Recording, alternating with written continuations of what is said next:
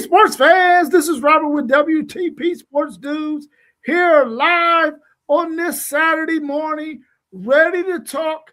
College athletics might be facing a crossroads. I'm here this morning with my man T1 of City League TV, somebody else. This guy is a man of many hats. How you feeling this morning, T1?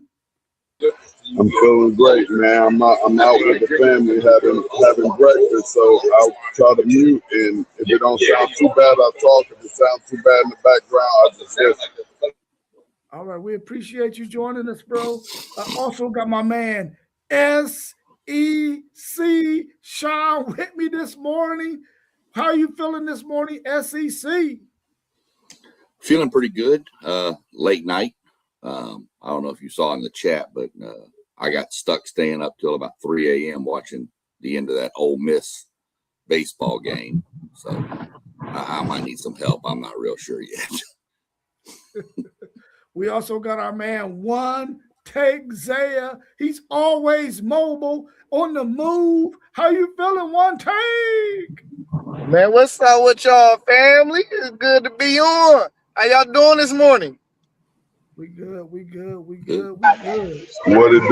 do? Hey, T1, that Cleveland gear oddly look good on you, baby. Hey, you know I'll make it look good, man. You know I'll be representing. You gotta represent. For sure. Appreciate it, bro. Yes, sir. Can you bring us up to speed on college baseball real quick before we get into our questions of the day? Yeah, I mean, for sure. We had the college basketball or baseball tournament kicked off yesterday. Man, if you don't watch college baseball, that's the time to watch it. It's March Madness in end of May. It's May Madness. I mean, it's insane. You got teams, UCLA #1 all year long gets beat by St. Mary's in their own park. Auburn, best pitching staff in all of college baseball, best ERA, gets beat by a team called Milwaukee, who was under 500 but won their conference tournament and got in, and goes to Auburn and beats the snot out of Auburn 12-7. College baseball is just insane. It's fun. The atmosphere is so crazy at all these stadiums.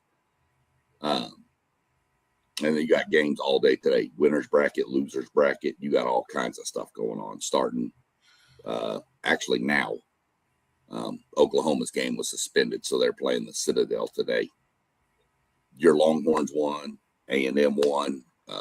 Came back. We were down 5-0 and came back to win 7-5. So a lot of craziness. I do have one beef about college baseball, and it stems strictly to ESPN. It's a multi-billion-dollar company that can't get their head out of their rear end. They got the standings posted. Now, mind you, Jacksonville State, good baseball team, but they've got their record listed as 93-12 or something.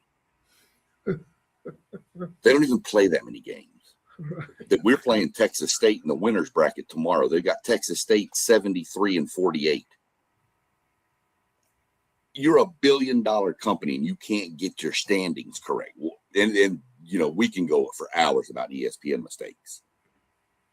But I just have a beef. I have a problem with a multi-billion-dollar company that can't even get standings correct. So, yeah, you got a legit. Just kind of where we're at. That's music to T1's ears, boy. He want to hear all the negativity about ESPN. You know he loving that right there. No, big bro. I love ESPN. I mean, we ain't got nothing else to look at. Hey, no, but what SEC Sean said, that's the beauty about college baseball. Like, if you got enough players that can play, you could pop somebody. It's way easier, and if y'all just be in one of those zones and have a great game like that, y'all can slay the giant, and those must have been some beautiful games to watch. Yeah, they definitely were. It was. It's just so unpredictable because college baseball. I mean, these kids do whatever, but you know that UCLA loss was kind of woke everybody up. I think them and Auburn kind of woke everybody up. I mean, you just don't know. UCLA was the first #1 seed to ever lose their first game in a regional in the history of this whole tournament. So pretty crazy stuff. If you're not tuned in, ESPN does. They do. I will give this to ESPN. They do. I can't squeeze play. I think is the name of the show. They do it all day long, and it's like a multi-view, and they bounce between all the different games.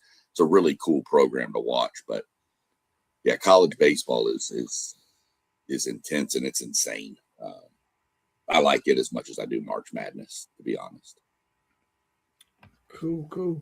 Well, let's get into our questions that we got for today with college athletics might be facing a crossroads. We're going to start off with my man, Juan Tegzea. What's your thoughts on the state of college athletics as it sits right now? We in shambles right now, man. You know, we it's like we don't have a sense of direction. We got to understand. Well, as fans, we just want an understanding of where we going, and I don't think us as fans really know where we going, man. So I'm gonna say it's in shambles, bro. I just want a sense of direction. I don't think really if I don't think we all would have a problem if we knew what direction we were headed to, rather than just not knowing what's really going on. Because like one day we talking about 24 teams and football. Then we talking about all the gambling going on. Then we got dudes out here getting DUI and speed racing down 100 miles per hour in a 65 zone. It's just a lot going on in athletics, and I just think it's because we don't have no sense of direction. Yeah. What's your thoughts on that, T1? What's your thoughts on the state of college athletics as it sits right now? It's all about the money, and they gotta try to figure out how they can make the most money, and not really caring about who happy, because they don't know they're going to be happy. So college sports, they're just going in a different direction than we would like.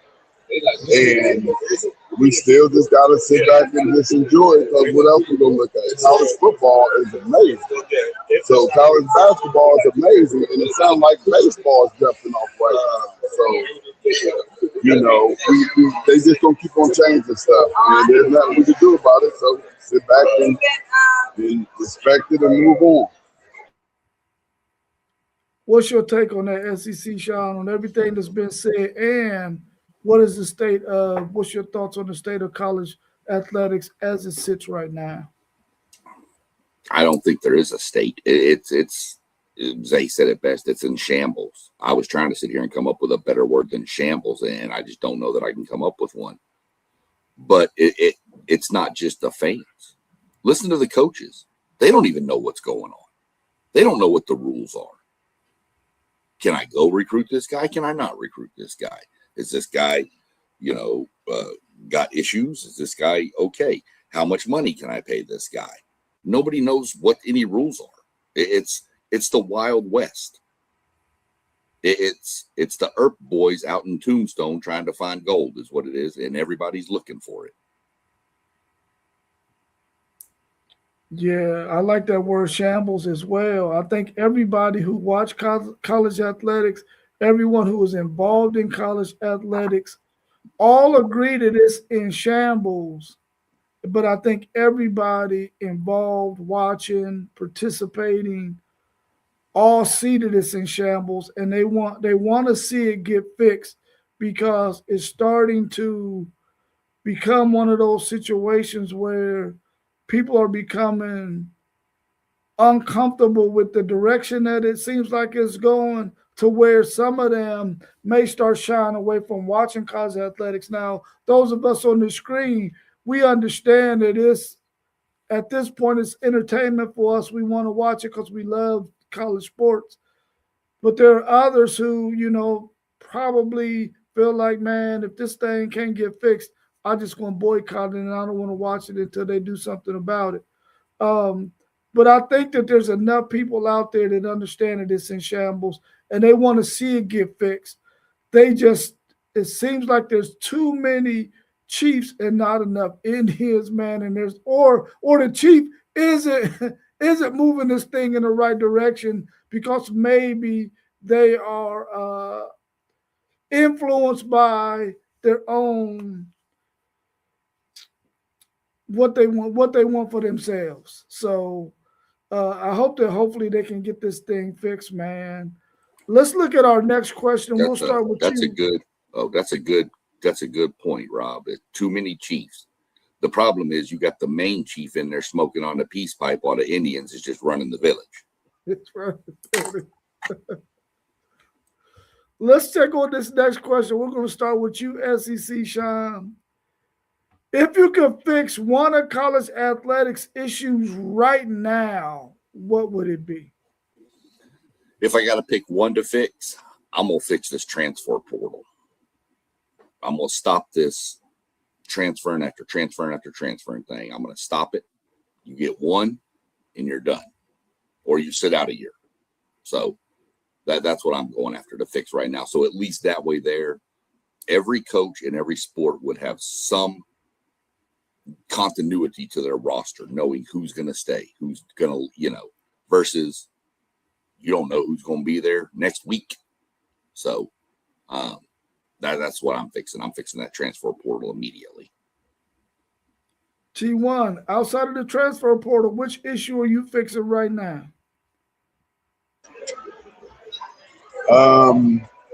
That's a tough one for me because that's the thing I would love to talk. I would say the transfer, but I would say I say like if you do transfer, you gotta sit out.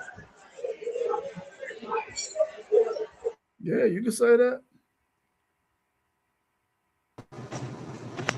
Yeah, I'm going straight to college football.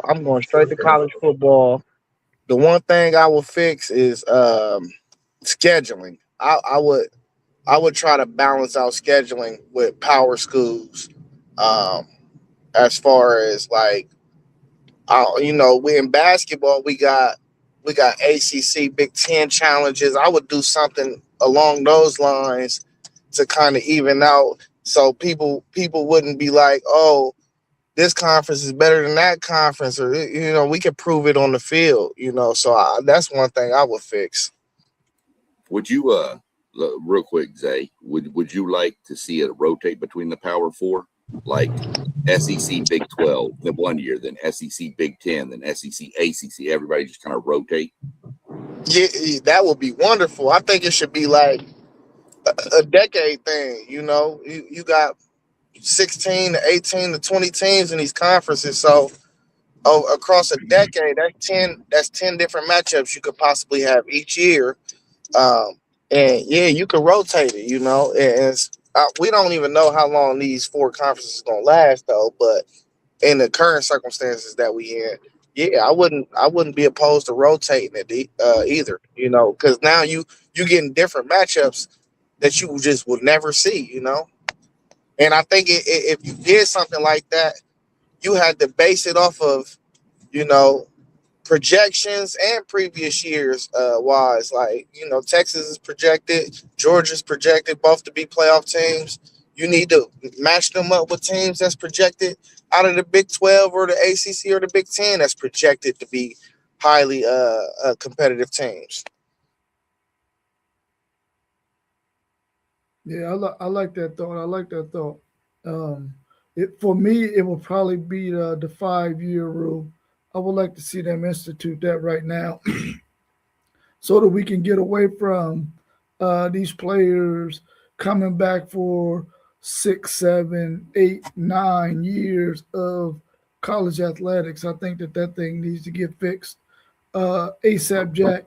But I like the ones that y'all picked as well because I think they're really high on the list as well.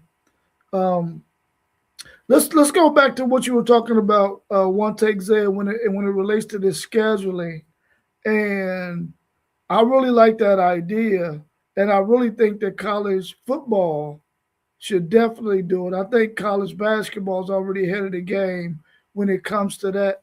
Uh, but I would like to see the Power Four conferences. You look at your ranking at the end of the season, the projection going into next season, and you make some very good matchups across conferences. And it don't got to be two games. It could just be one game, like what we see with the Ohio State and Texas. But those two schools decided on that. I would like to see conferences come together and decide what these matchups are going to look like. And year in and year out, they can have it on a rotating basis. And you looking at what the projections are and make sure that we can always have these kind of games scheduled. And then maybe a coach like Steve Sarkisian wouldn't be talking the way he's talking about Texas Tech. Hey, So hey, um, now go ahead. hey, when I think about it in my head, the way I will work it is, man, I will take top eight from each conference. Mhm. And this idea that I got is really based on trying to make people stay relevant and competitive and putting money into their program. I will put names in a hat, and whoever you draw, you got to play them. And that's going to make you put money into your program each and every year. And I think the competition and the games would just be way better, because if you finish top eight, then we already know you serious about football. So if you don't finish in the top eight, you probably will want to stay there, because if you ain't trying to put money in your program every year and be relevant, then you're going to come out there and get embarrassed. Yeah, that's a fact. That's a fact. Hey, y'all. What's 6 times 4? 6 times 4 is 24. 24. So I'm going up in Zay's top 8. And guess what? I got the top 6 coming in. You got the top 3 conferences, and then we're gonna get 6 other ones, and that's my 2014 players. That ain't a bad iteration at all, T1. You right. Top 6. I like that. Yep. Yeah. That's perfect. As he takes a bite of his pancakes. My fault. I was supposed to turn the camera off, but hey, while my people talking about mathematics, and I should have said this at the beginning.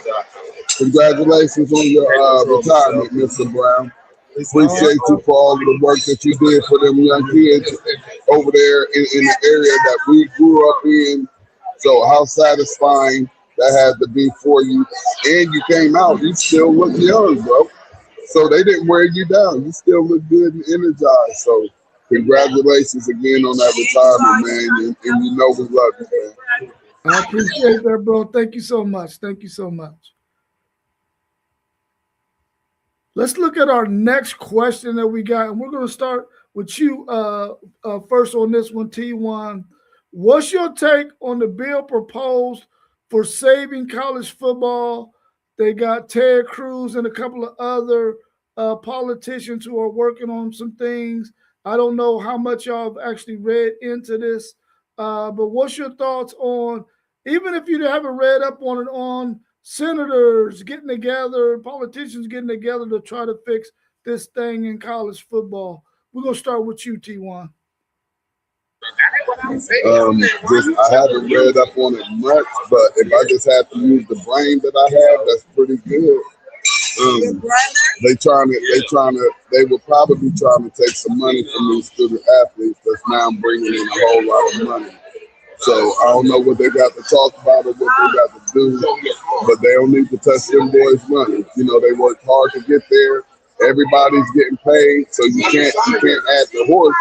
You know what I mean? You can't even have a race if you ain't got a horse in the race. So them horses need to be paid as well. So I don't know what they're talking about, what they're trying to propose, but I think they were probably trying to get them kids to not be getting this money that they're getting. And I think it's well deserved, because they are the product, and it's one of the best products in all of the world. What's your take on that, SEC? Well, my take on it is obviously I like it. I like everything in it. For those that maybe haven't heard or read up on it a little bit, I'll kind of run through kind of just some of the outliers in it that stand out. It's limiting transfers to one, and then you sit out. The only exception to transferring without having to sit out a year is if a coach leaves or you were abused in some sort of way, like we've seen too many times in college athletics recently. Stuff like that is the only reason you can transfer a second time with no sitting out. It's putting a cap on like T1 mentioned, he doesn't want them to take the money away from the players. They're not. They're just going to put a cap on how much each roster can cost. There's no set number for that though, so we'll deal with that later. But stuff like that, 5 years. Your big talking point, Rob, the 5-year rule. It's actually the age of 24 is your final year to play. Is what it came out to be, and then there was a clause in there that the Big Ten and SEC were singled out in this, saying that they're not allowed to leave the NCAA and form their own super conference. So kind of that stuff. There was some other stuff mixed in there too, but we're not going to get into all of it. That's the top of it. The last one you said?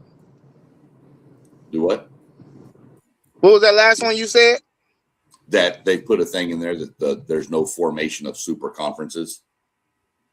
Hey, let me say something real quick since I just got a little background knowledge of what's going on here.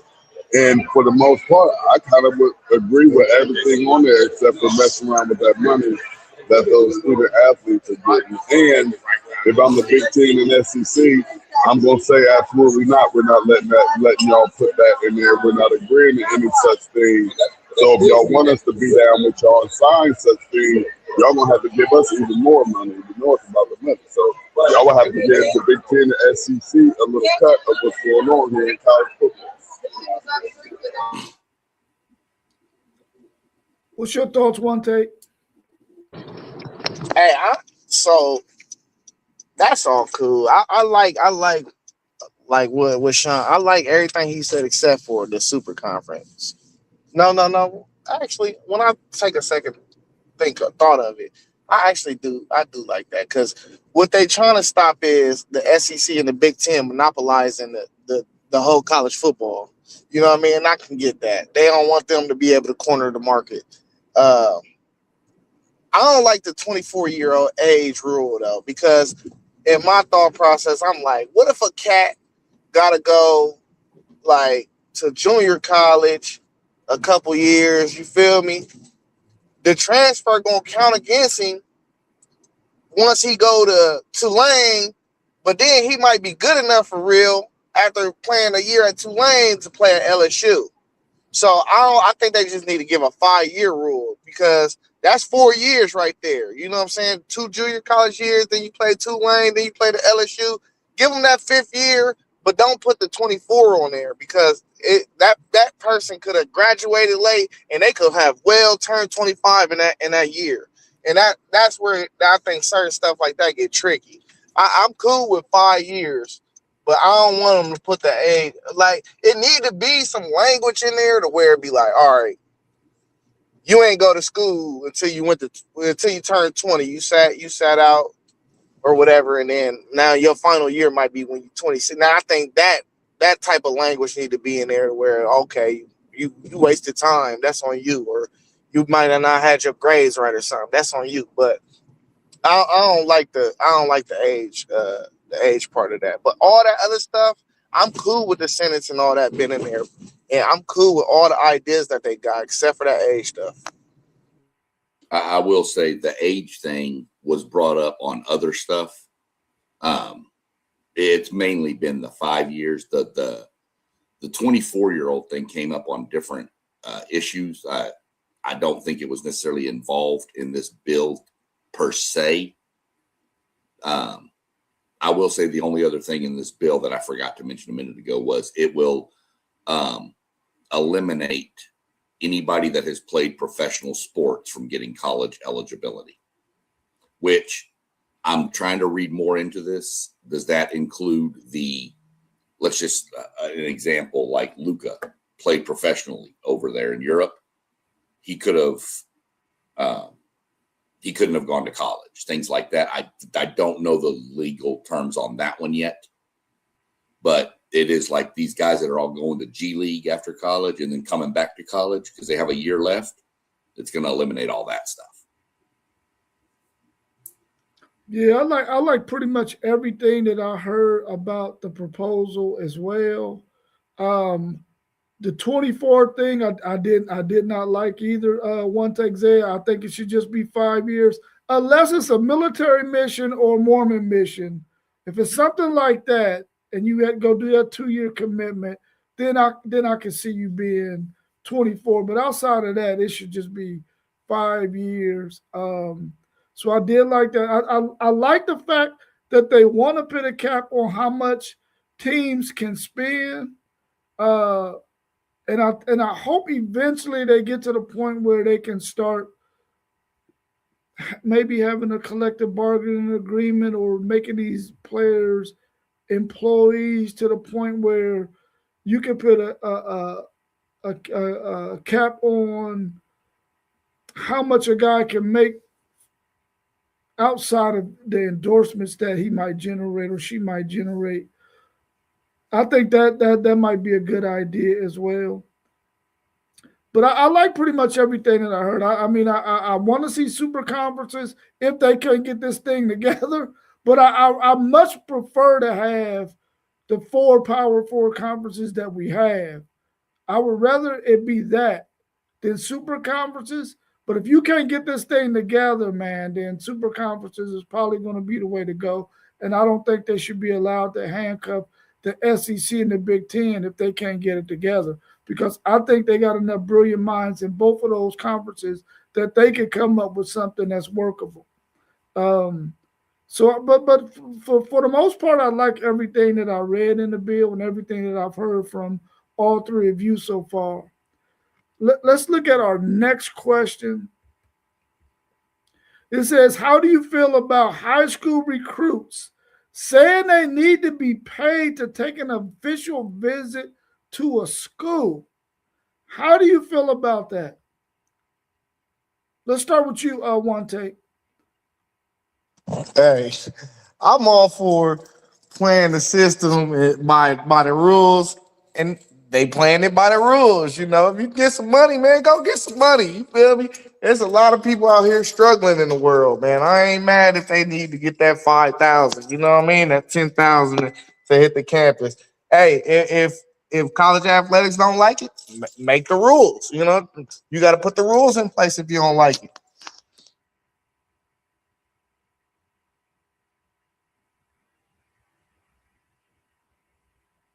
You can go. Yeah, I think I like that. I like it. I'm with it.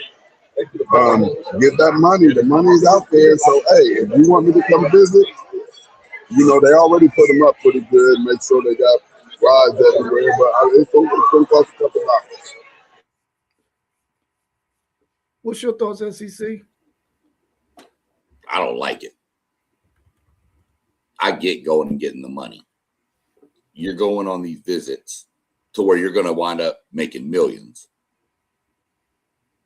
And you're already getting everything paid for. Your whole family get to go to the visit. Everything's paid for by the college. It's like a dang vacation anyway, with the whole family getting paid for. So I don't like them asking, hey, I'll come visit you, but you're going to have to pay me this. Well, how many of these kids do y'all see take official visits and wind up not going there? So, for example, I'm a superstar recruit, and I'm gonna, hey, Rob, I'm gonna come visit Texas, but you need to pay me $10,000-$15,000 to come over there. And you say, oh, okay, no problem. You bring me in, you show me around, we do everything, and then Zay call it, hey, we want you to come take an official visit to Ohio State. Well, okay, I need $10,000 or $15,000. Okay, cool, here it is. And then all of a sudden you commit to LSU. I don't like it. I'm old school though. Official visits used to mean, something like schools were interested in you and you were interested in them. Now it's just, oh, I'm interested in your school, but how much money can you give me? Oh, you can only give me $5,000 to come there. Well, Texas said they give me 10, so I'm gonna go there instead. I don't like it. Call me old school, say what you want. I don't like it. Yeah, my thing is, man, I don't like it either. I feel like, and this is one of those classic cases too, man, where the genie is out of the bottle. Now you want to put it back in there. It's out now, and I think that if a player wants to get paid for making an official visit, I think the wording should probably be: listen, you make these official visits that you get. I think you get 4 of them. You make those official visits. The school you commit to, you sign with, then they can give you an official visit stipend once you land on that campus. But the other ones that you visited, they don't have to give you anything. But the school you commit to, they should give you some kind of official stipend for committing to that school. You sign with them, that's where you're going to be. But I don't think all 4 of those schools should be dropping 10, 15. Some guys was getting in the hundreds of thousands, I believe, if I'm not mistaken. And I don't think that that's cool at all. I feel like these players should be able to get paid, but the university, they spend a lot of money when they bring these young men on campus because it's top of the line stuff.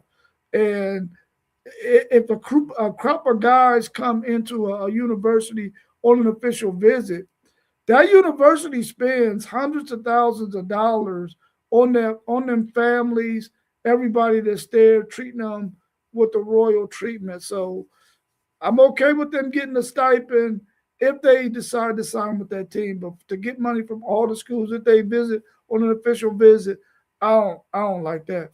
I don't like that. Anything else y'all want to add about that? All right, cool. Let's play a little bit of for or against.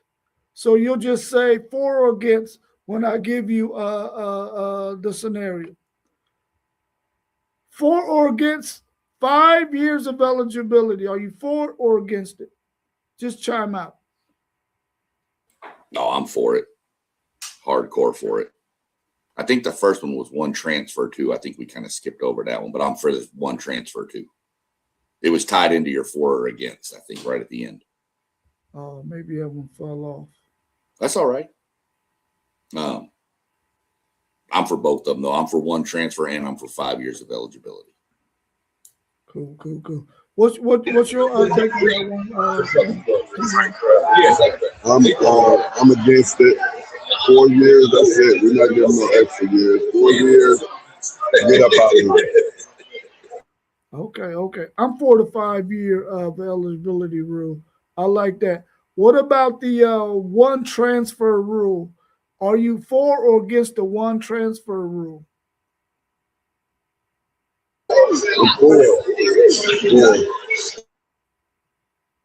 Yeah, I'm for the 1 transfer rule too. I don't think you should be allowed to mess around, and especially if they give you 5 years, you end up at 5 different schools.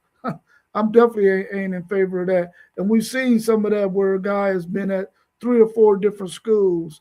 I don't think that's cool at all. So I'm in agreement. I'm for the 1 transfer rule. Are you for or against blocking the SEC and Big Ten from forming super conferences? I'm for it just to keep the 4 conferences. I mean, that's kind of the last strand we have to college football is conferences. So I understand it'd be conferences with 2 super, but it's not the same. You're gonna to put it in a soccer reference, you're gonna turn college football into the English Premier League. Yeah. T1, you for it? I'm for it. No, excuse me. I'm against it. Unless the only way, give Big Ten and the SEC the money. Other than that, we may be in the background thinking of just getting 2014 conferences and excluding y'all and getting all the money to ourselves. One take, Zay, what you say? Are you for or against blocking the SEC and Big Ten from forming a super conference? Super conferences. Yeah, I don't think monopolies is good in any industry. So I don't think we should do two super conferences. Are you for or against the 5-year eligibility rule? I'm for that. All right. Are you for or against one transfer? I'm for that too. Okay. I want to see these four super conference. I mean, these four Power Four conferences stay in existence. So I'm gonna say I'm for them blocking the SEC and the Big Ten, but I really feel what T1 is saying. I feel like if they're gonna carry the day, they should be paid that way. And if those other two conferences, if you want to get paid like the Big Ten and the SEC getting paid, you got to start getting your weight up, man. So you gonna get paid too, but just not like them until you start producing some of the interest like those two conferences do. But I'm for them blocking because I don't like monopolies either. One take so, and I do want to see these four conferences stay in existence because I think there's room for them all to be able to exist in that way. But they just got to fix the thing, man. They just got to fix it. Hey, I don't look at it as a monopoly though.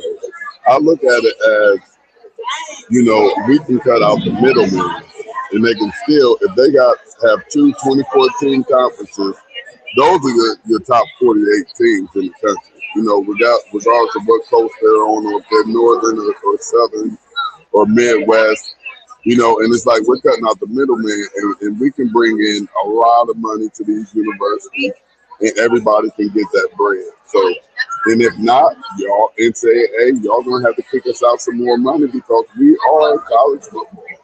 So I think they have some leverage there. Oh, for sure, for sure.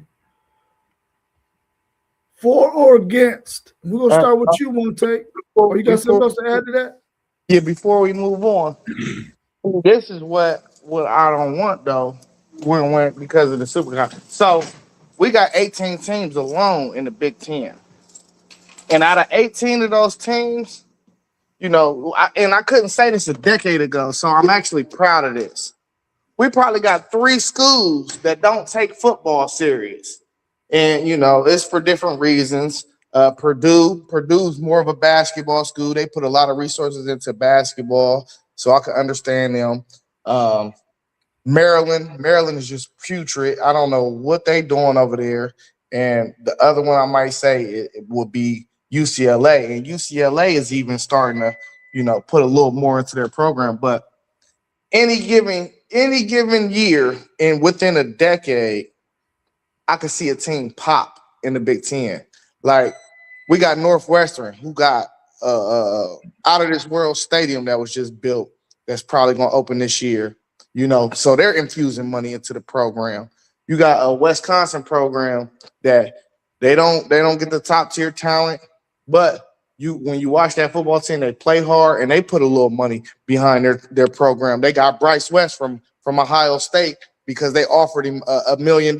So we understand that they're putting money into their program. It's just you can go down and dissect each school and be like, these guys are putting money into the program. And if you go to a super conference, you're just gonna get tired because you're gonna get the same matchups over and over. And that's why I don't want super conference. Okay. Are y'all for or against limit and one on roster costs? No number's been placed yet, but are y'all in favor or against putting a limit on roster costs? I'm in favor of it. I'm for sure in favor of it. If you let it keep going like it's going right now, you're going to have schools that are going to have to drop sports, and that doesn't help anybody. The first sports cut are going to be, quote unquote, the Olympic sports, as they've been called, your tennises, stuff like that. Some of your track and field programs. Stuff like that's going to get just thrown to the wayside because it's not good. And then who knows what it's going to do to some of the smaller football budget schools. They may have to cancel football altogether. You have to put a cap on this somewhere. I don't know what the number is, not worried about it, but there has to be a number. You can't have schools out there. I'm throwing this out there because it was brought up in one of the things I was watching, Rob. It's not a shot, but you got schools like Texas throwing $40 million on a roster. What are we doing? Mm-hmm. I mean, I get they've got the money. A&M's got the money. Ohio State's got the money. Notre Dame. They all have the money. That's not the point. Your schools like Va-Tech may not have the money. No offense to Va-Tech. They were the first school that popped into my mind. So, those schools can't spend or don't spend $40 million on a football roster. And to me, it's just not. I'm not saying it needs to be fair because it's not, but there needs to be a number. What about you, One Take? Yeah, I ain't with this. And let me explain why. First of all, we already got a cap in place, technically speaking. It's 20 and a half. They give 20 and a half to these programs, and they're supposed to distribute it how they please across all their sports. So technically, you really can't go over 20 and a half. But this is the main thing why I say we can't sit there and do that. How much money are these players generating? So now we're talking about these evaluations, and Sean, you mentioned Texas. So we sitting there telling Arch Manning that he one of the big faces in college football. He can't go out and get endorsements because that's all a part of the evaluation. That's all a part of it. No, endorsements aren't part of it. That is a part of the evaluation. I'm telling you, that's how. When I look at Ohio State's breakdown, Jeremiah Smith's evaluation, his full evaluation of what he makes per year as a college athlete, is a part of our evaluation as a team, and when they consider how much we pay our players. That's all a part of it. I'm trying to tell you, I didn't study the Ohio State's evaluation. Trust me. This is how it works. So if Jeremiah Smith is out here and they evaluate him to be making $6 million this year, that's the number that they evaluate him at, is $6 million this year. That's a part of our evaluation of how much we're paying our roster. And that's not cool because it's too much money being generated off the players' back. You can't limit them in their endorsements. I'm not cool with that. What I'm saying is it's not limiting them in their endorsements. What this is part of that bill too, by the way, is okay, you can go out and spend $40 million on your rosters. But that has nothing to do with the money that players making through endorsements and stuff. Like, Jeremiah Smith can go do a Lexus sponsorship for $20 million or whatever, and that doesn't count against the roster cap, is what I'm saying. This is just a set. See, look, I just caught you SEC guys because it's already in place. You got 20 and a half. We already got a cap. It's 20 and a half. That is 20 and a half, bro. That's the money that the NCAA gives each program. That's the cap. No, that's not the cap. That's fine. But that's not a cap, but that's just an athletic budget. But this is just for your football roster is what they're really talking about. What the difference is, because everybody been playing gray area, and except for Ohio State, honestly. We know. We giving out Lambos out south. Everybody's playing the gray area when it comes to this. The cap and what y'all saying is the budget is the same thing. That's the same thing. Y'all just wording it different. Well, I mean, maybe you might think we wording it different, but I don't think it's the same thing because if a school that doesn't have a football program is more of a basketball school, they're going to get more money of that 20.8 to the basketball program than they are the football program. So I don't think the cap is on, like we're talking about on football. We think there should be a cap on how much you can spend on a roster. 20.8, everybody's going past 20.8. Nobody's staying up under that. And not every not all 20.8 is going to that school's football program. They're spreading that stuff around so to other sports. So I don't think that's the cap, and that's why we know it's not a cap, because Texas is spending 40 plus, and I think there's another school that's spending at least 42, and there's others that's in the 30s. So, but I think I'm gonna say I'm against it being a cap simply because let's take Ohio State for instance. They had some serious dudes on that roster last year, more so than everybody else in the country, in my opinion. You got dudes on your roster. They're gonna require more money because they're dudes, and everybody might not have that many dudes, so you can't put a limit on it because everybody don't have the same number of dudes. Take Arch Manning for instance. He's a dude. He's gonna require more. You got Colin Simmons. He's going to require more. And if you got 7 or 8 of those dudes on your team, it's going to require more money until they off your books.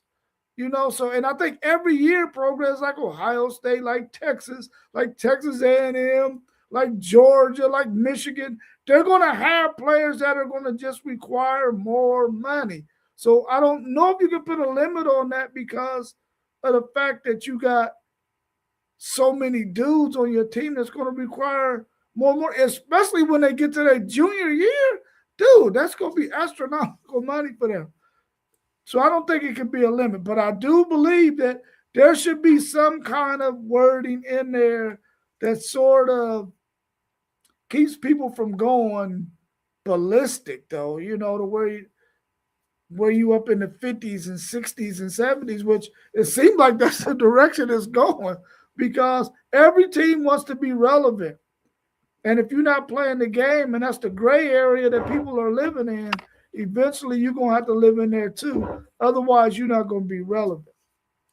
I will say one exception. I think everybody needs to have the same roster budget except Georgia. I think Georgia should have more. Yeah. Because those players down there need to be able to pay them in outlandish speeding tickets they keep getting.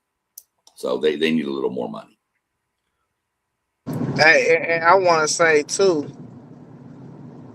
that I get what y'all saying, but man, once again, I'm telling you, this all go back to what is name, image, and likeness. What was it built on? You feel me? Like I just feel like it's money in them evaluation. And I ain't never been a good pocket watcher. Let me say that too. I ain't a good pocket watcher, man. If I'm messing up and somebody watching, if y'all think that I'm wrong, I'm probably am wrong because I ain't never been a good pocket watcher. I don't like watching people's pockets. There's enough money out here for everybody. They print it every day. But I don't know, man. I think these NIL deals, man, these endorsements, I think these are added to these evaluations, man. And I think people in general are bad pocket watchers. You can look up somebody's net worth on Google that got some fame and fortune about themselves, and you hear a lot of people say it all the time. That's either too low or too high, So I don't think people really know, honestly. Yeah, I fully get your side of the argument, Zay, 100%. I see what you're saying. These guys are valued. If Jeremiah Smith, because we used him as an example, is valued at $6 million, that's what his it.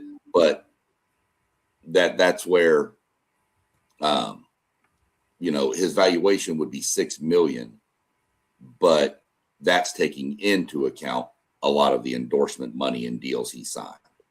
This is leaving those off the table and saying, go get whatever money you can get through endorsements or whatever. But hey, Ohio State, you have 105 players on your roster, and here's $40 million for your football roster. And then if you want to go out and get a $10 million Darian Mensah quarterback, well, okay, now you've got $30 million to build the rest of your roster around. But that's where the thing is you have to play the game of how much money is the cap going to be. I call it a cap, but it's not going to limit any other money you can earn. Like Marcel Reed, maybe. I think he was something like somebody put his valuation at like $885,000. He wasn't even $1 million quarterback, and yet he was out there signing deals with Sonic and all these other places, making more money than his, money from A&M. He was making more money on these endorsement deals. So the endorsement deals are totally out of the picture for what these guys are earning. It's just strictly, you have 105 players. Here's $35 million. Go build a roster. Hey, I feel like this is only kind of relevant because they don't want to see Texas Tech take over the sport. Texas Tech is just throwing money like it's toilet paper. Oh yeah. That's we'll get into Texas Tech here in a second. I'm sure we got some. I got a hot take on that one coming up, Rob. You'll like this. Yeah. Let's go to our next question. Should universities be allowed to talk to coaches or their agent they like to hire while their season is still active? Should coaches be able to be contacted while their season is still active for a coaching job? You can start that off, SEC. I don't think so. I mean, it's going to happen because of all the agents involved now. But this is quote unquote the Kiffin rule.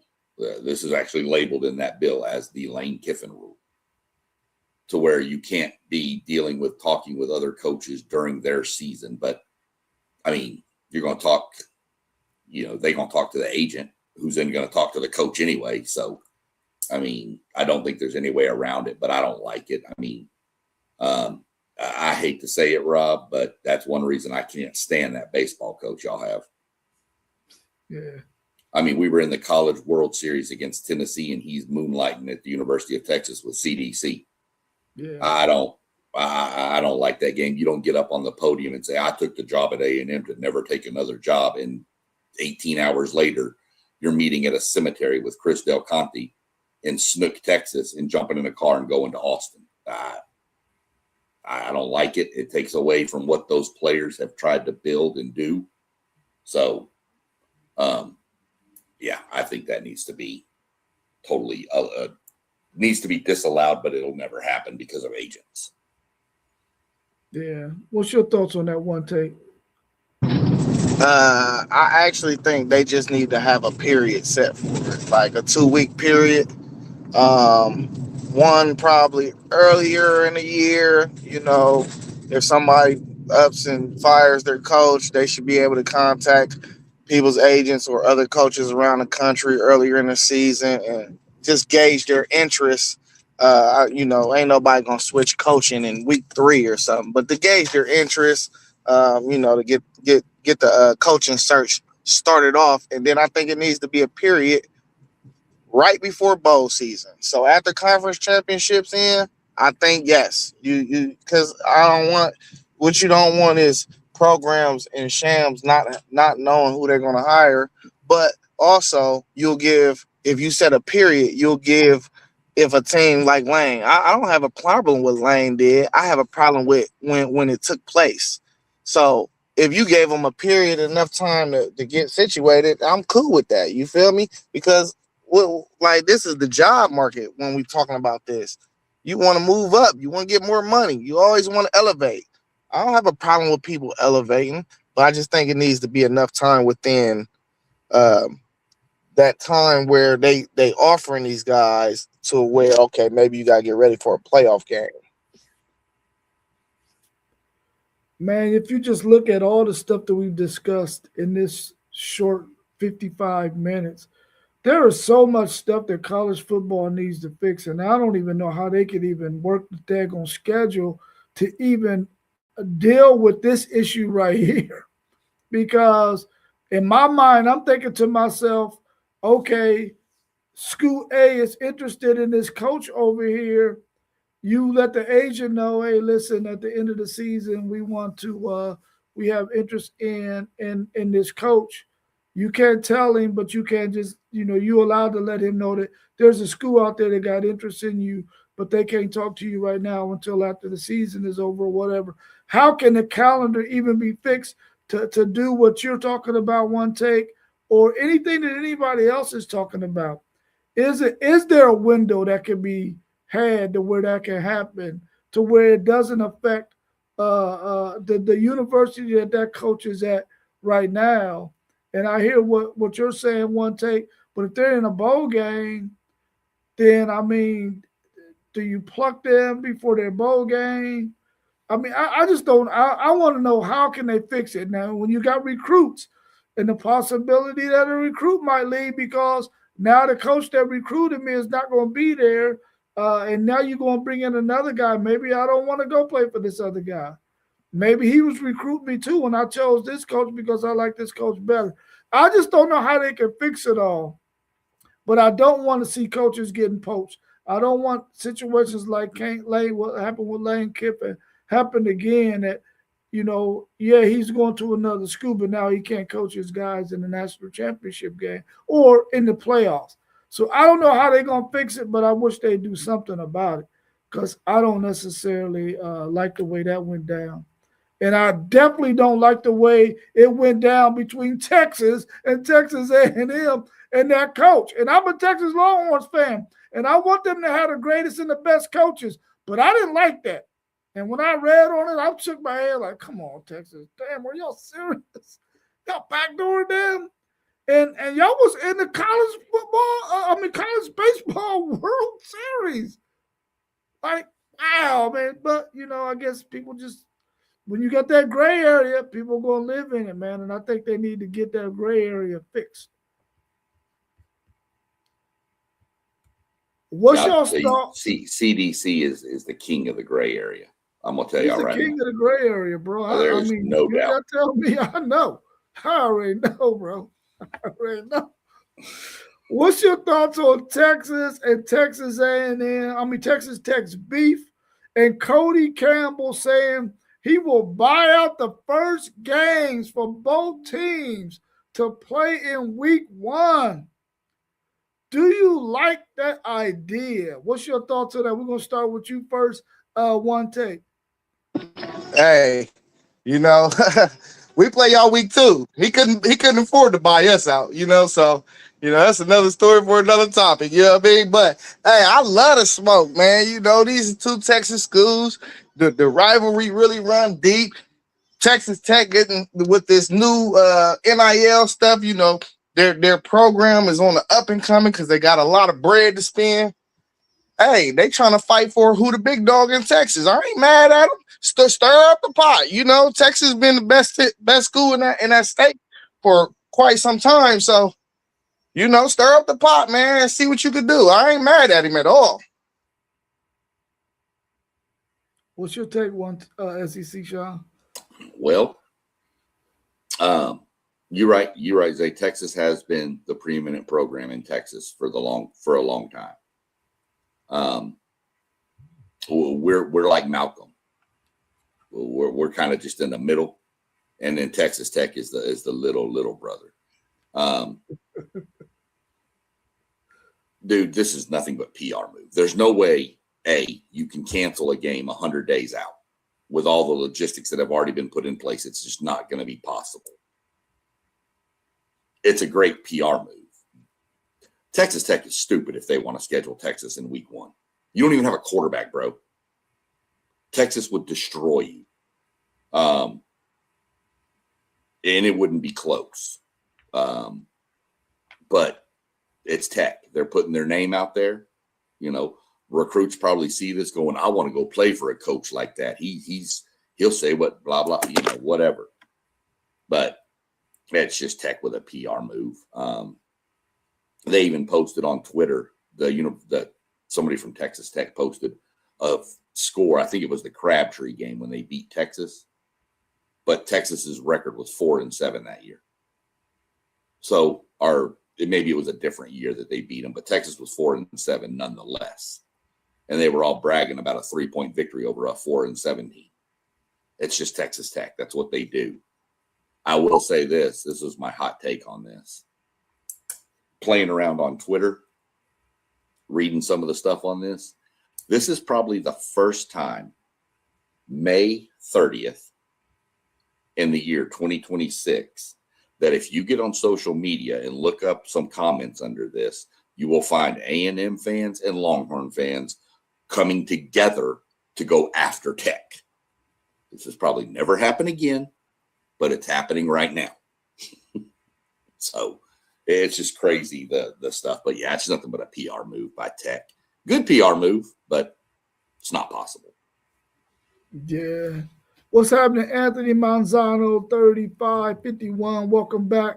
I know you probably got a question or two in your head for us right now. We're talking about the situation between Texas and Texas Tech, that beef that they got going on, and the fact that Cody Campbell want to buy out both teams' first game so that they can play maybe in Arlington or something. I feel like this, hey, man, if somebody called me out, I don't care if I will get my ass whooped. I'm going to talk some shit back. I'm not going to let nobody talk no shit to me, and I ain't going to talk no stuff back. Now, I might be a little more quiet because I'm going to wait till them hands get thrown, and then I'm going to do what I got to do. But I ain't going to sit back and let nobody talk no trash to me and let them think, oh, you just going to get that off, because that's not happening. So I think Texas Tech is doing what they're supposed to do. It's one hell of a PR move. It gets your mind off of thinking about Brandon Sorsby and the fact that he got this gambling thing going on. I think Texas A&M understands that they are really the breadwinner in the Big 12, and they don't want people thinking that they're buying their way to conference championships because nobody else can match dollar for dollar with them and the roster that they got. So they want to keep people from thinking about those kind of things. And what better way to do that than to be going at the biggest, baddest beast in Texas, in the Texas Longhorns. So, I mean, I like it, man. I feel okay with that. Anthony Manzano said, what alternate universe am I here where the Longhorns and Aggies fans are agreeing on something? Hey, listen, when it comes to Texas Tech and Lubbock, they're going to agree all day. They're going to agree all day.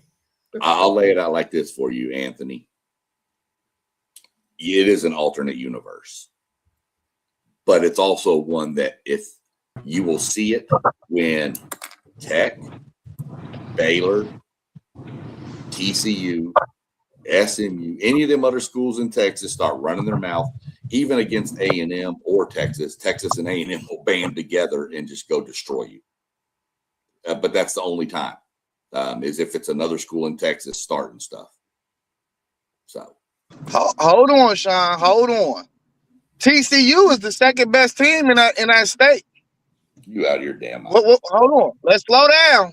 They've been to a natty, bro. Slow down.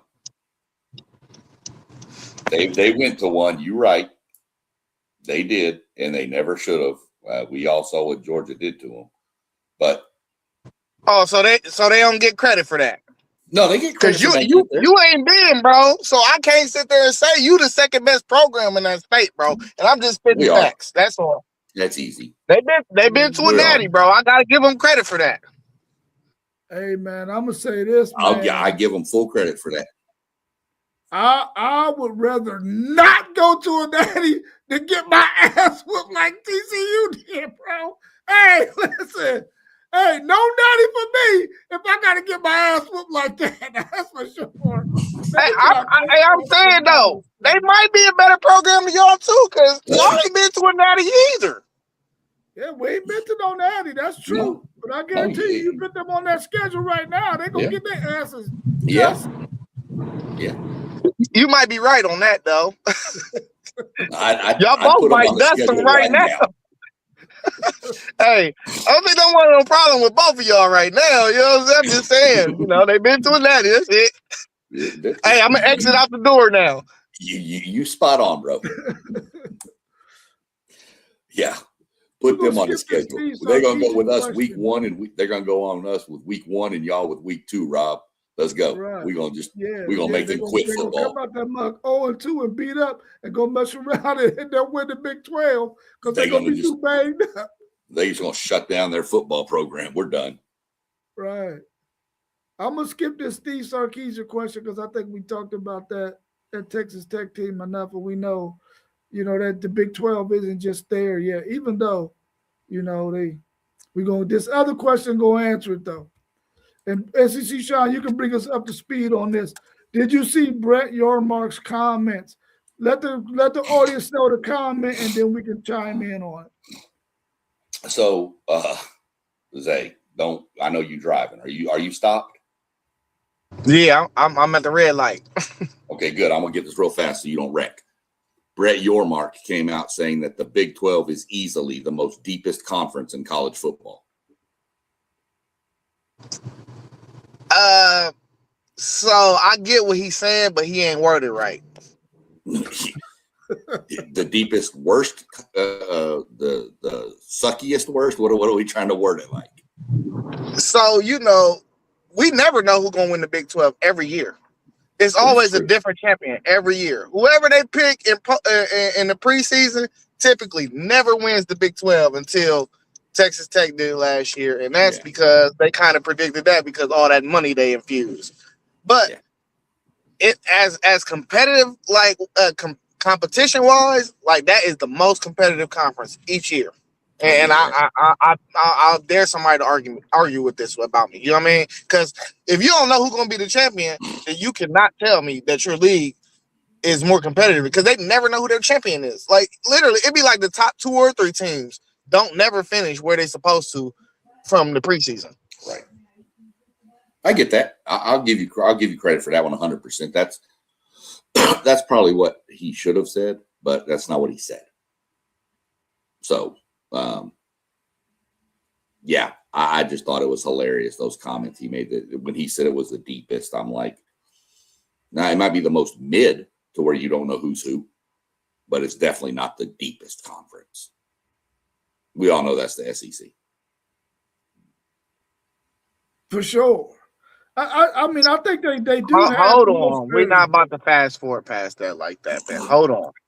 I tried to slip that in.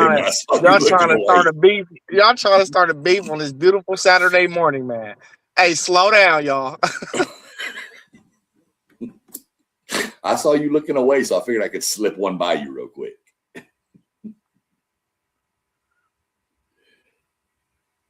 Yeah, I mean, I feel like it's probably has the most parity of any conference because, like One Take said, they don't know who their champion is going to be year in and year out. And their games have a lot of parity because a lot of their matchups are evenly matched up teams. They don't have a really heavy top like what you hear Anthony Manzano saying in there. In the SEC, you got 3 or 4 really good teams. In the Big Ten, you got 3 or 4 really good teams. ACC, you got 2 or 3 really good teams.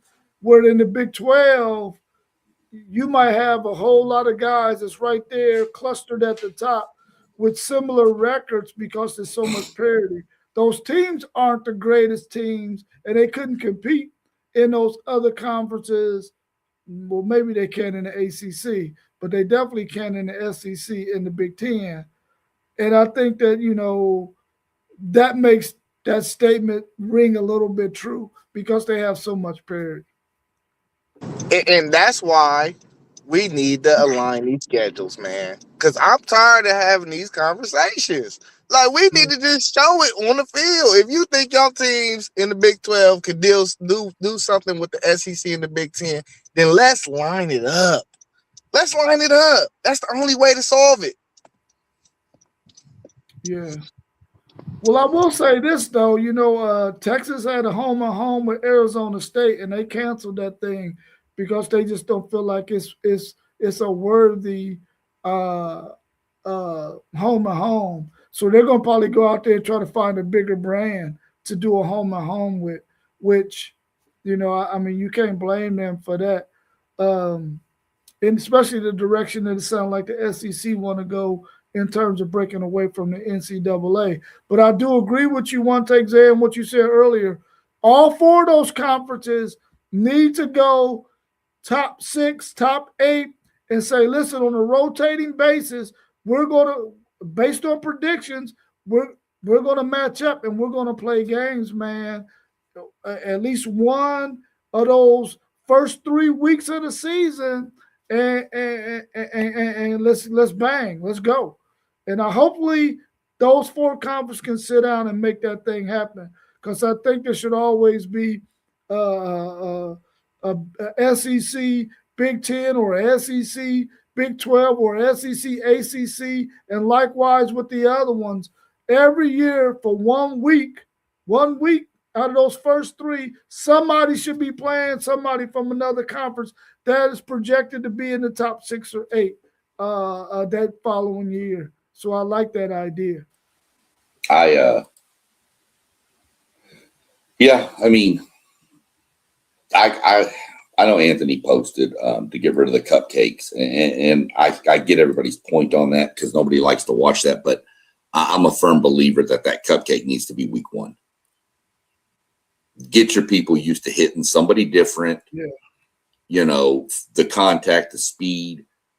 I'm not saying, I don't think they should start off with I don't think Ohio State and Texas should have played game 1 last year. Wasn't that game 1 for both of y'all? Yeah. Yeah. I think you need a game to get things, worked on. So I believe in a cupcake for week 1, but after week 2, give me, Texas, Ohio State. Give me A&M, Michigan. I'm just throwing schools out now, but give me those matchups. And then the next week, give me A&M and Tech or Texas and Tech, one of the two. Get one cupcake and the rest are all power schools. That's what I'd like to see. Hey, so I'm fine with 2 cupcakes. We was mad at the SEC because y'all played 3 cupcakes. You know what I'm saying? We fine with 2 cupcakes. The NFL got preseason games too. Them are like preseason games in my opinion. I don't even like that we're playing Texas week 2 this year. You should never do that. You should always play your big non-conference game, in my opinion, in week 3, because you got two weeks to hash out some kinks that you couldn't do in practice, and now is go time. You play that 3rd game, and then you in conference play. I feel like that's how all scheduling should be, and I think it makes the most sense because I think you'll get better games that way too. I hate when we had these marquee games week 1, but the cupcakes serve their purpose because they're getting $1 million, $2 million out of this too. This is supporting their programs, man. We need to continue to play these cupcake games so they can continue to have football programs. Let them get beat on for that $2 million. That's what they're there for. I agree. I won't argue with that. Yeah. I'm sorry, Rob. Go ahead. No, you go ahead. Go ahead. I was just going to say, I can't believe I'm going to say this out loud, but I agree with you, Zay. The cupcakes are they do serve their purpose, and you're right. That is what pays those schools money, and get that makes their budget for the whole year sometimes.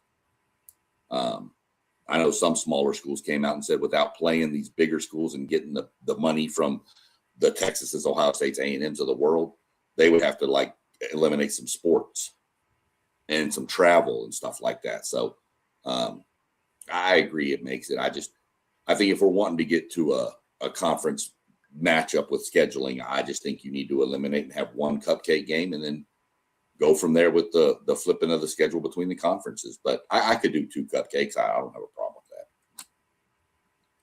Well, now that everybody is on a 9-game conference schedule throughout all of those Power 4 conferences, they're not all created equal, though, bro. A SEC 9-game conference schedule is not the same as an SEC or a Big 12, and in some cases, the Big 10, bro.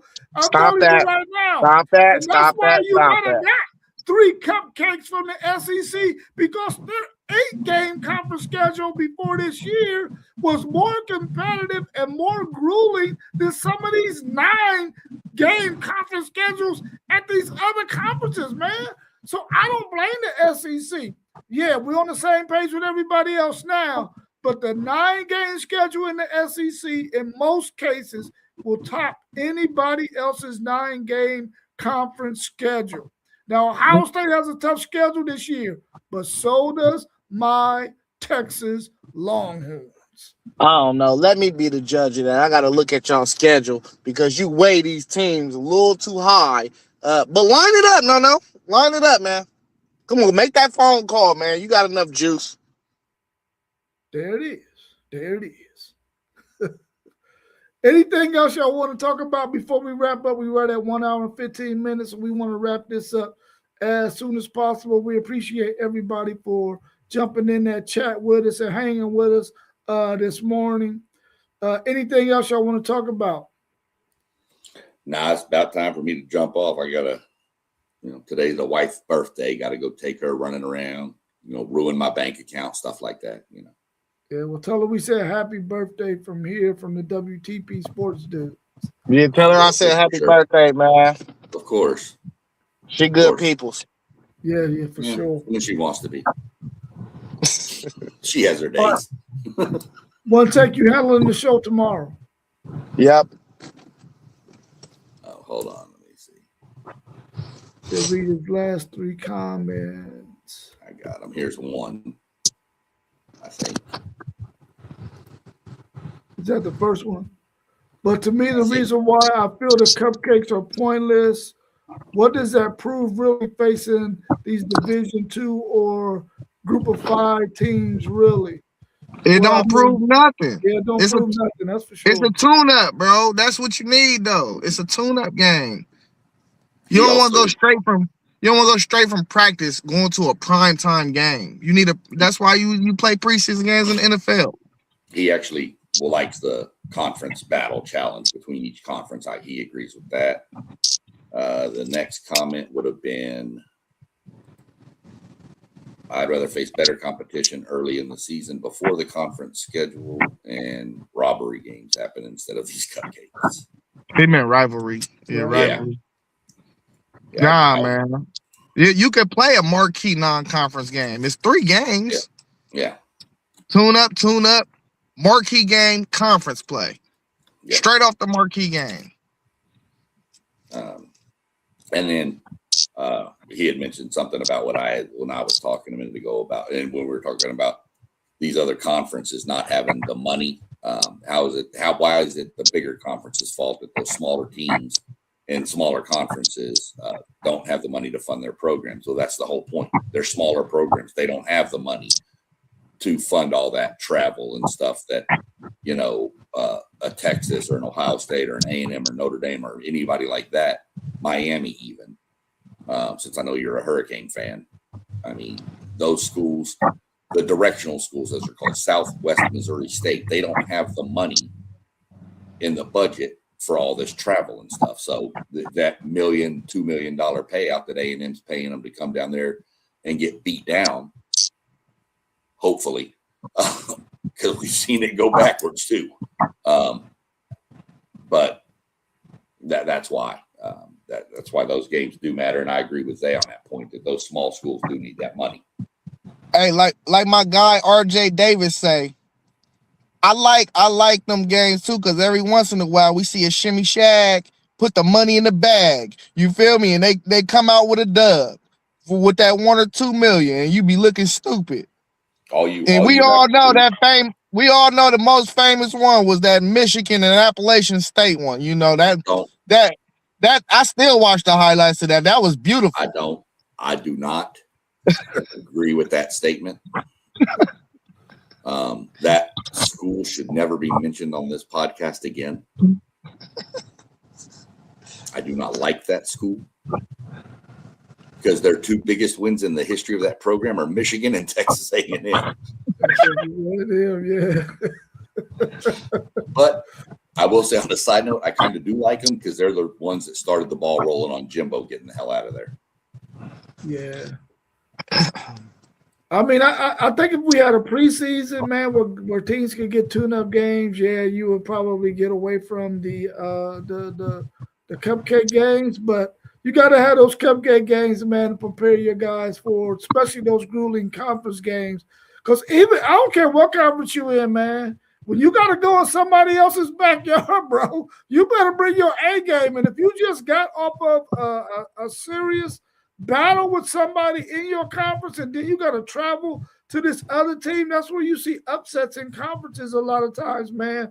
We see how beat up Florida looked like they appeared to be, right? Texas roll in there and they beat the hell out of Texas that day. So, and probably kept Texas out of the college football playoffs. So, I mean, man, it is what it is. I think you got to have the cupcakes for tune-ups.